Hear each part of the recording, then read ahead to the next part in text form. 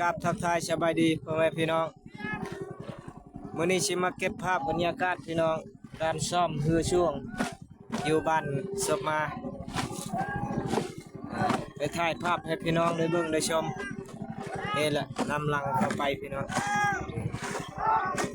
กำลังซ่อมเป็นมือทำอิฐพี่น้องเอ้ยตอน4 โมงแรงทีมงานเฮาก็มีนี่มีนายบ้านไปพร้อมพี่น้องแล้วก็ติดตามเรือไปเบิ่งการฝึกซ้อมเรือช่วงยันเรือล่มพี่น้องเพราะว่าเฮาใช้เรือใหญ่เฮาใช้เรือคิวพายนี่โอ้พร้อมเพียงเฮียงหน้าปีนี้กระบวนการพดพื้นมวลชื่นพี่น้องมีความสามัคคีบ้านศพมาเฮาเด้อมันอ้าวยังมืดพี่น้องเพราะว่ามันมืดพ้นนะ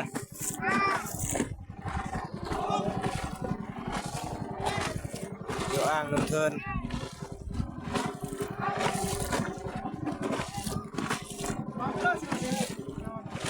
ไปอีก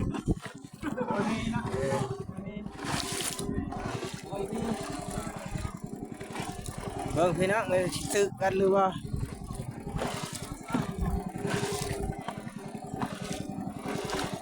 ไปติดตามเบิ่งเมื่อยเขาก็เช่ากันใช่เนาะถ้าถ่ายมาถึงนี่มันอาจจะแจ้งเดี๋ยวมาทำมาหากินหนึ่งเราจะใช้เบ็ดใช้มองหน้าบ้าน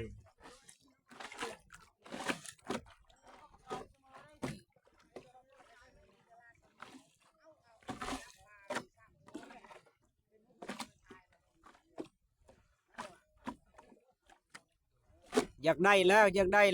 กเข้าเดียวล่ะยังบ่โดนอดใจรอ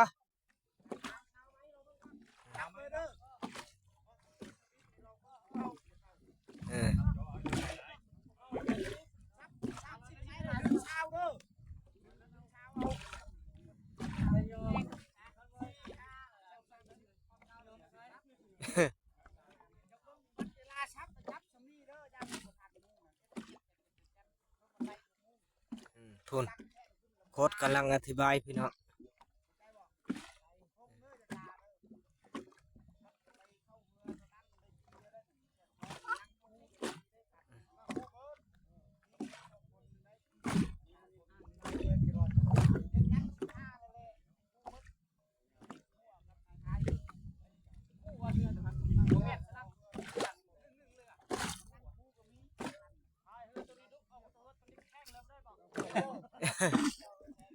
โอ้เอาเฮือนไปมึงก็หมดแล้ว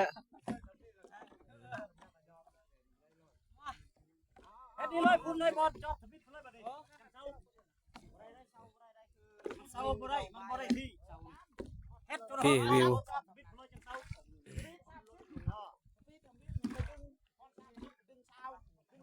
บ่เลยบ่คนนู้นมันคนสุดท้ายอีกเซา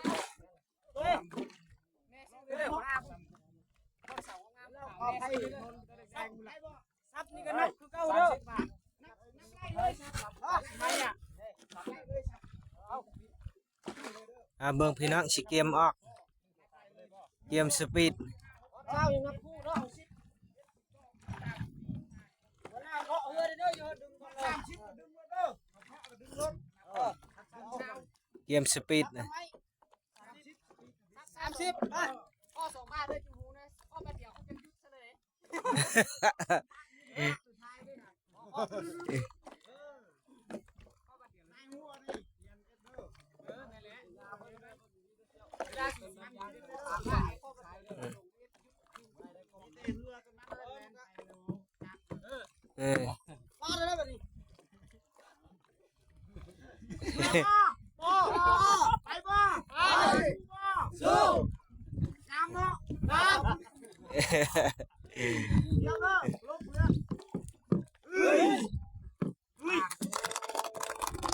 คักพี่น้องคักได้เรื่องเลย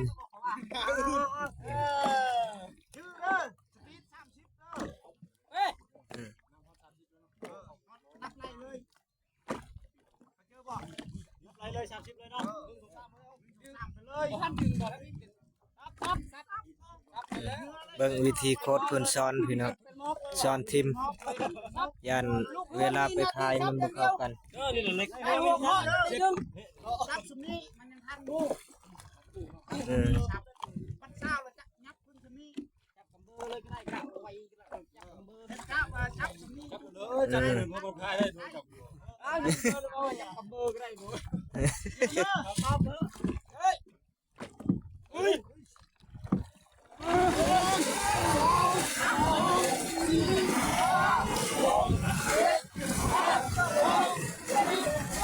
เดี๋ยวออกไปแล้วนะ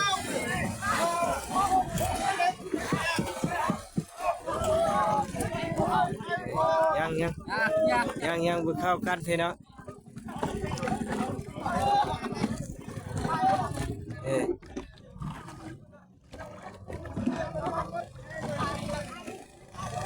ยังบ่เข้ากันพี่น้องเตรียมเฮ็ดใหม่ตั้งตัวออกใหม่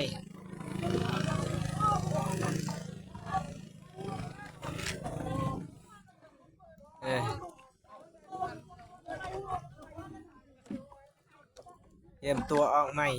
มันออกมือทึกกันพี่น้องบ่เข้ากันเวลาสปีดนั่นสีพายบ่เข้า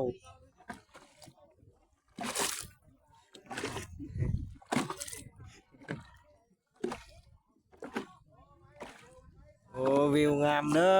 อ่างน้ำเทินเด้อ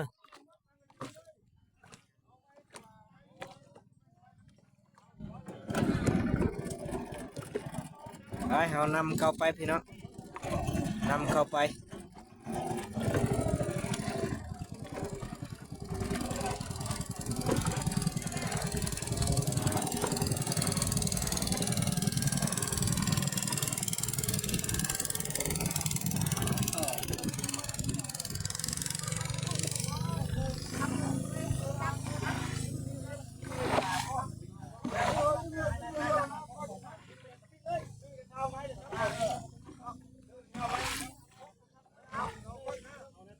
มันซับเลยแล้วมันก็จะเข้าแล้ว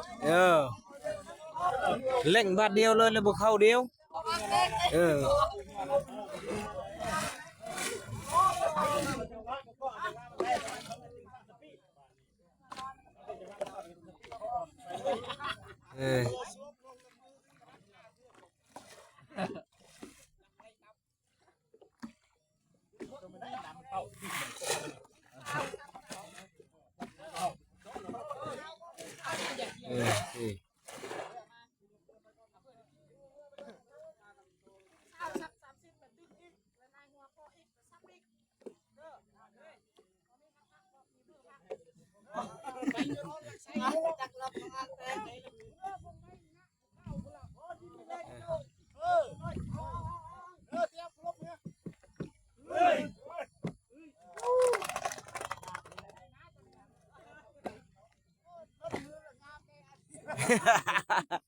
งามแต่เดียวอ่ะ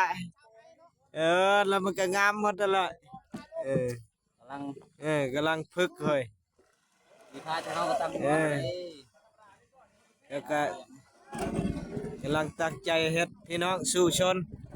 เพราะว่าเฮามีเรือครั้งแรกในชีวิตอยู่บ้านเฮาแล้วบ่เข้าแล้วตอนนี้ข้างนี่ข้างเบื้องทางขวานี่นะบ่เข้านี่ ไว้ข้อมูล มอยานี่อยู่ไว้นี่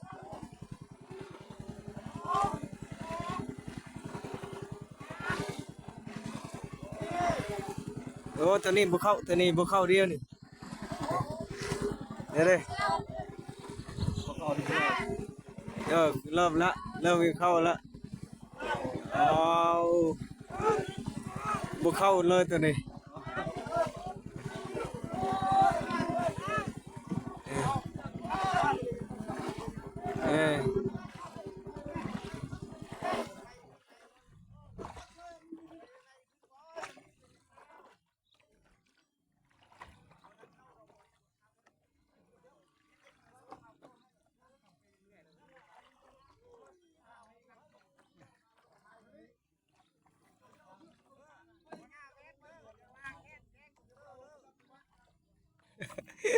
ยังไม่ทันเข้าอยู่ถึงนี่ทางขวานี่นะ ทางซ้ายยังได้เรื่องแล้วเนาะ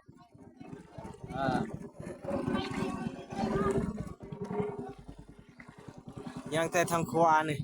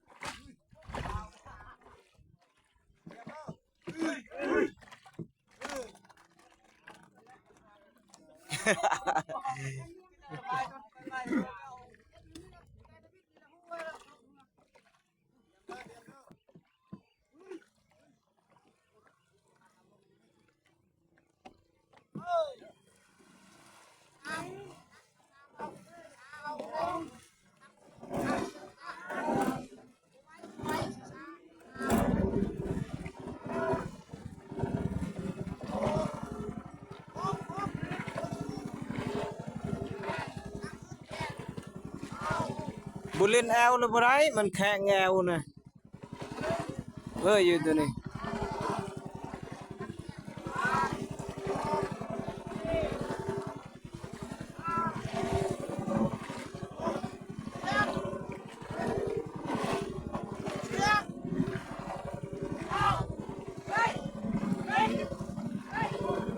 นี่นะช่องนี่นะเนาะตัวนี่มายกเข้านี่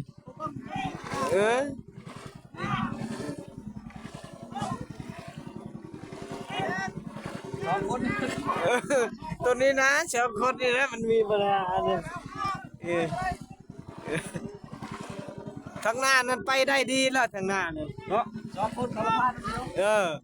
อยู่นี่เราไป2 คนก็เจ้าชื่อดิ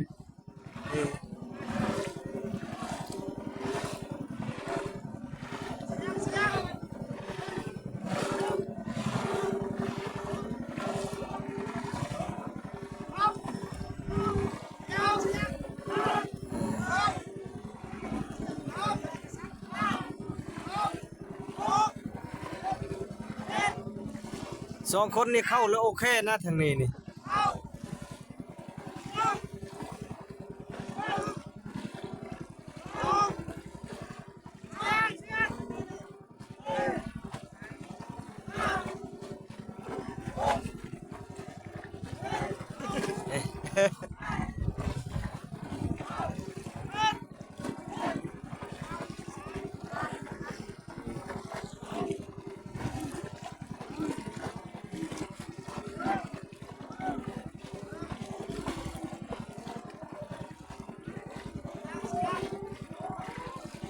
เด้ถอยแล้ว2 คนเลยแล้ว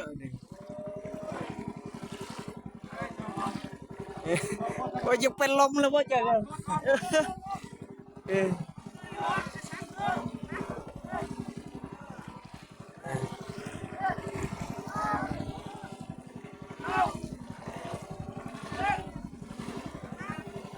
อามันนำไปวัด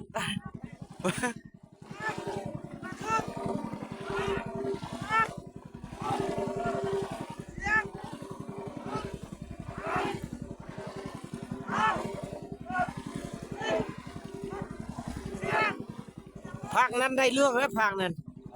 ภาคชายยังตัวนี้นี่นะนี่ยังทางขวามือนี่